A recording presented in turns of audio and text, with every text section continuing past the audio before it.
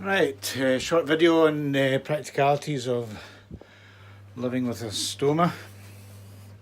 This is my ensuite, and as you can see, it is basically packed with the colostomy bags. These are the what I call the emergency ones. These are unsealed, and you have to lock them to wear. The other one is the permanently sealed one, the smaller one, which I prefer, but it really depends on your diet. I generally kind of survive quite well with a stoma, and it doesn't really affect my day-to-day living. I've discovered that, to my cost, that I can't have an empty stomach. That becomes very painful very quickly. And I've also discovered that I've only had 3 accidents in the last kind of couple of months, but you have to watch your diet, and it's a kind of hit and miss affair whether what you eat will be to your detriment or not. But the main thing, I think, is the fact that I have an oncologist to see. I have my general surgeon to see.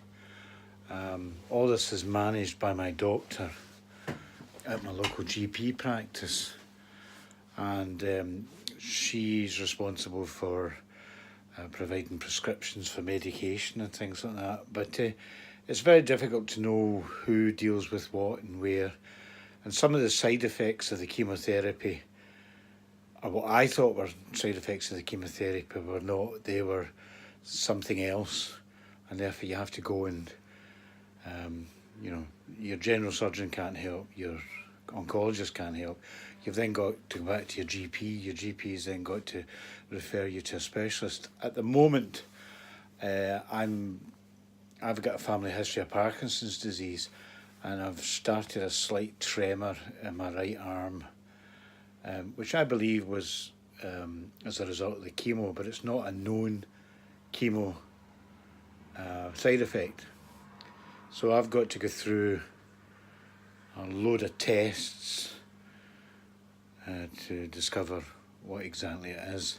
Now, I've put them off at the moment because I have internal bleeding, and I want to go and see my general surgeon. I've also recently returned after 6 months to full-time employment. So I'm trying to juggle full-time employment, which is shift work, seeing doctors, treating symptoms, and also I still sleep 12 hours a day. It's not easy. I'm on loperamide. I'm on fluoxetine. I don't know whether that's keeping me sane or not. I've also had to take folic acid tablets.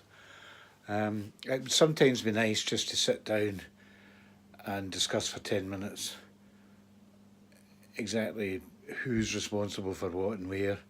I know that I'm going to be seeing my oncologist for the next 5 years. I know that I'm going to be seeing my surgeon for the next 5 years. I know the stoma nurses have got me forever. The stoma that was supposed to be, at worst temporary, has turned out to be permanent. Is it psychologically damaging? I don't know. To be honest, the last 6 months have been such a trauma that I don't think the idea that the stoma is going to hit me until, a year down the line or something like that. That's about as much as I can say at the moment.